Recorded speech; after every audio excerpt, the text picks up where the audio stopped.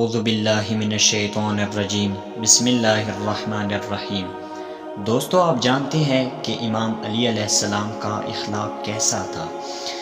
ایک دفعہ کا ذکر ہے کہ ایک شخص اپنے بیٹے کے ساتھ امام علی علیہ السلام کے گھر مہمان ہوا۔ کھانا کھانے کے بعد امام علی علیہ السلام کا غلام کمبر، تولیہ، تشت اور لوٹا لے کر آگے بڑھا۔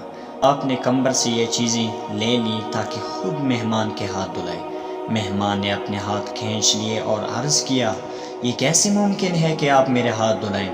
امام علی علیہ السلام نے فرمایا، تمہارا بھائی تم ہی جیسا ہے، وہ چاہتا ہے کہ تمہاری خدمت کا شرف حاصل کرے تاکہ اس کی عوض خدا اس کو جزا دے، پھر تم کیوں نہیں چاہتے کہ وہ ثواب کا یہ کام انجام دے؟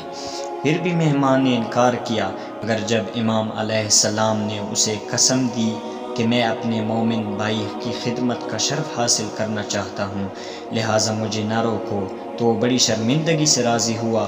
امام علی علیہ السلام نے فرمایا، میں چاہتا ہوں کہ تم اپنے ہاتھ بغیر کسی جھجک کے اسی طرح دو جیسے اگر کمبر دھلاتا تو تم دھوتے۔ تکلیف بالکل نہ کرنا۔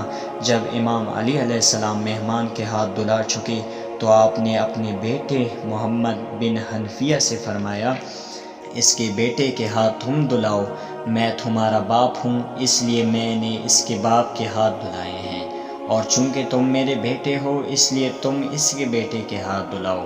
اگر بیٹا باپ کے ساتھ نہ ہوتا بلکہ اکیلا میرا مہمان ہوتا تو میں خود ہی اس کے ہاتھ دھلاتا، کیونکہ اللہ تعالیٰ چاہتا ہے کہ جب باپ اور بیٹا دونوں ساتھ ہوں تو ان کے رتبے کے لحاظ سے ان کے احترام میں فرق ہونا چاہیے۔